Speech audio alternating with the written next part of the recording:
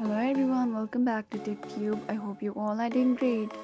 So in today's video, I'm gonna guide you through the tutorial video of how to delete your Roblox account. So if you are willing to delete your Roblox account but don't know how to, then this video is for you. Watch till the end to know how to delete your Roblox account. So to get started, open the official website of Roblox or open Roblox application. So let me tell you guys, you cannot delete your Roblox account from the website or the application. So click on the plus icon and add a new tab, and in the search box type in Roblox support and hit the enter. Now click on the first link that appears. Now you will be taken to this. Here write down your username, first name, email address, confirm your email address and add your issue details. Why do you want to delete your Roblox account? Everything.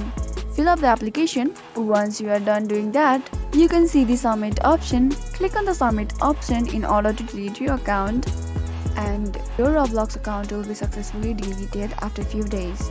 So if you found the video to be helpful, please do not forget to subscribe to our channel and also press the notification bell for more updates. I'll see you again in next video. Goodbye till then.